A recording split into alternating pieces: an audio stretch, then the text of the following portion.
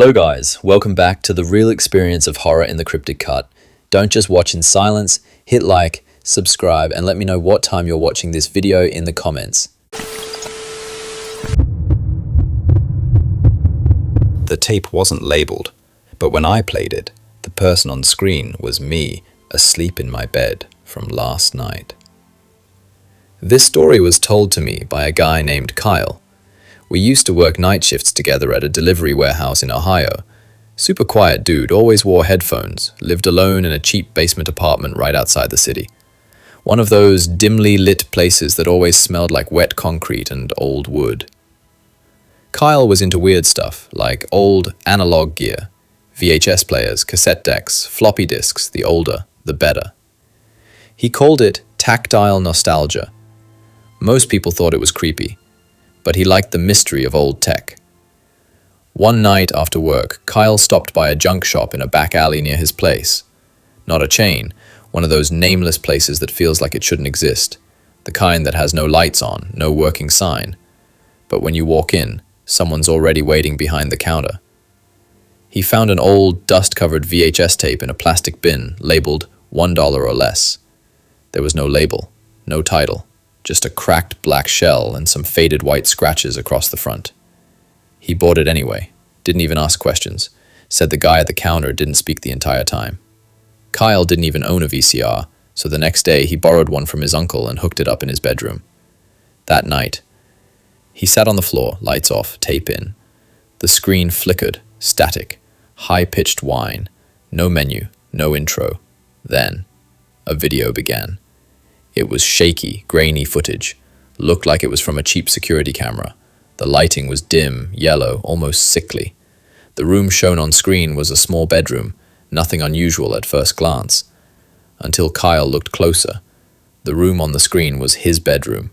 Same crooked light fixture, same bookshelf with a missing shelf, same poster torn in the corner, and on the bed was someone sleeping. At first, Kyle thought it was a coincidence. Maybe it just looked like his room. But then he saw the detail that made his blood run cold. There was a tattoo visible on the figure's forearm, the same tattoo Kyle had. A faded compass rose right above the wrist.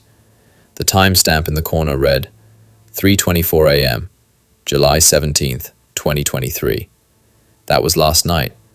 The footage was just a single still angle, watching Kyle sleep. He paused the tape, thought maybe someone was messing with him. But he hadn't told anyone about his analog collection, and he locked his door at night. No one had a key. Still, he pressed play again. The footage continued. About 30 seconds in, Kyle, or the person who looked exactly like him, stirred, sat up slowly, but Kyle had no memory of waking up during the night. Then, a figure entered the room, from the side of the frame, slowly, silently. It was tall, unnaturally tall, arms hanging low and stiff, wearing all black. The image glitched, warped. The more the figure moved, the more the footage distorted. The screen trembled like the tape was struggling to process its presence. The figure approached the sleeping version of Kyle and leaned over him. Then the screen went black. For a few seconds, Kyle sat there in silence, staring at his own reflection in the black TV screen. Then, the tape started playing again. This time it showed Kyle awake, staring at the camera. The angle hadn't changed, but the version of him on the tape was smiling. Kyle said he couldn't remember smiling. He couldn't remember any of it. At that point, he ejected the tape. He didn't sleep that night, sat awake with every light on, holding a kitchen knife.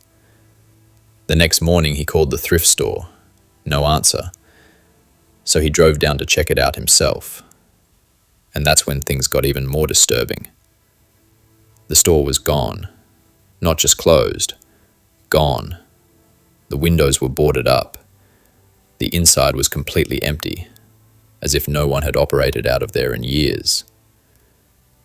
He asked around, but no one in the nearby stores even remembered seeing the place open. Kyle never played the tape again. He said the feeling it gave him wasn't just fear. It was like the tape wasn't meant to be found, like it was recording something outside of time, or outside of reality.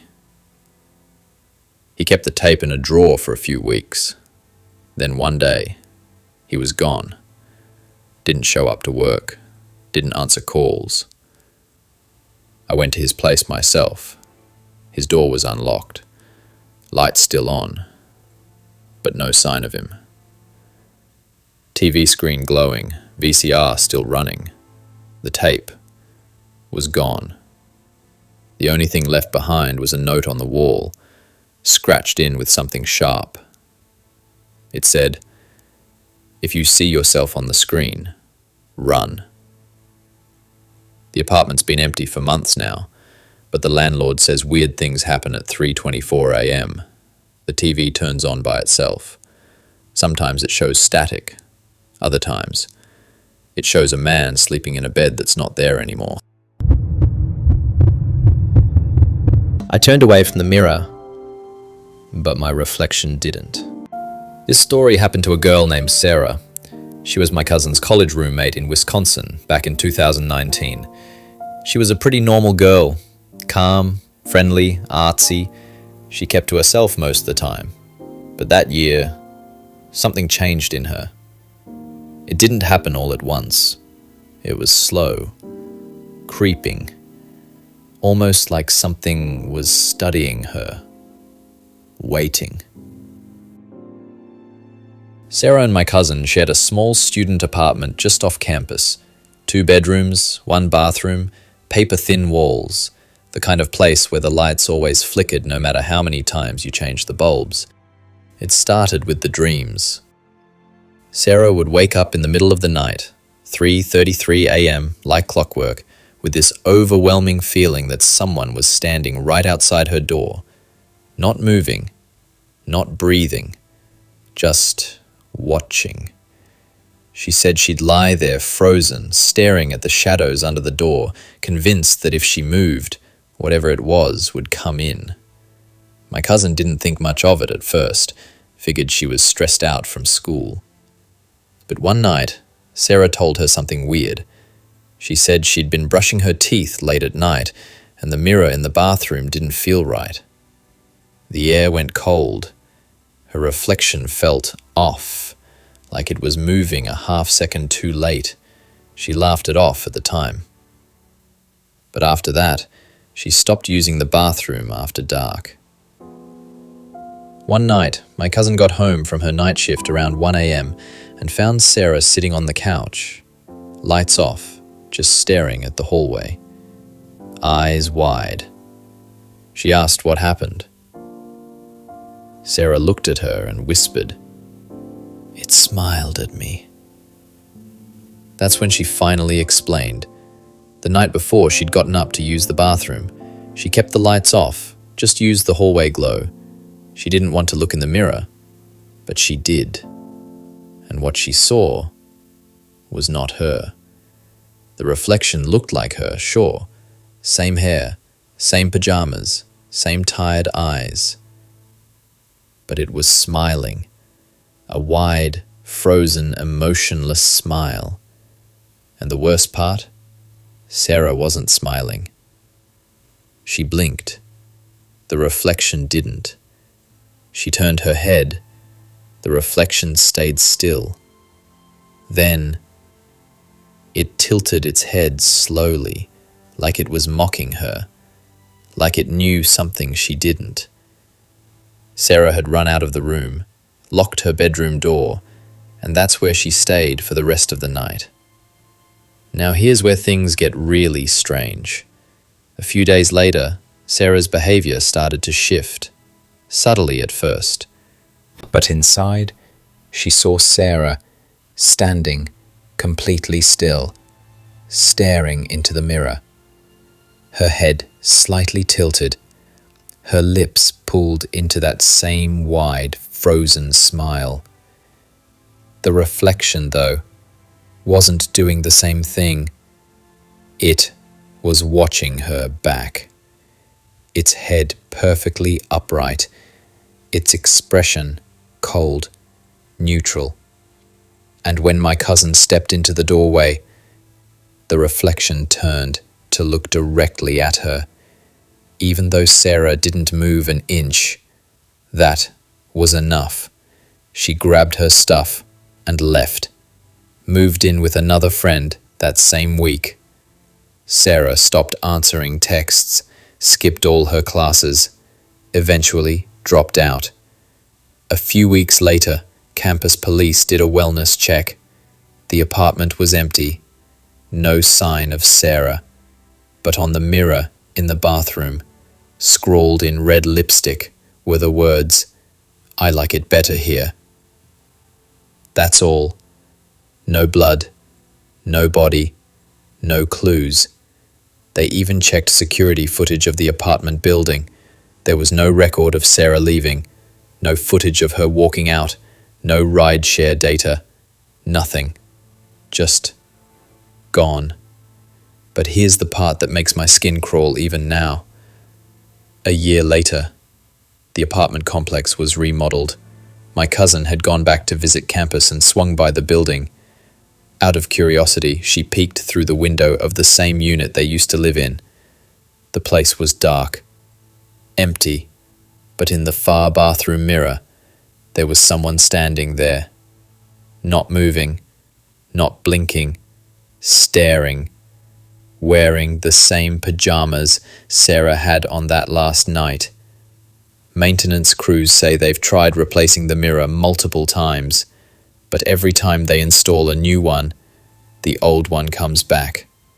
And if you look into it too long, you might just see someone else looking back, someone who's not smiling yet.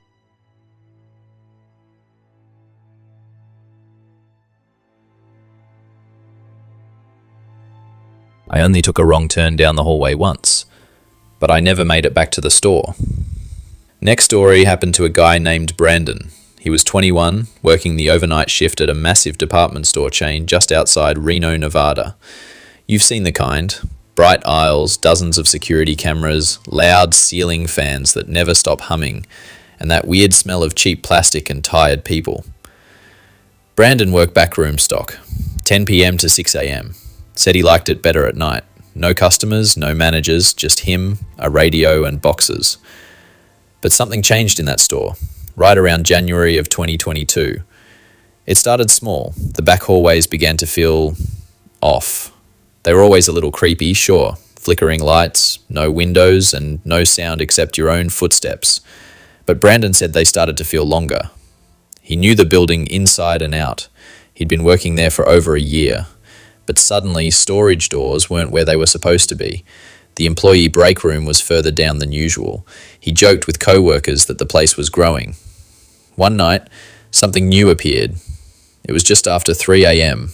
He had just finished breaking down a shipment and went to toss the cardboard into the compactor behind the back hallway. That's when he saw it. A plain grey door.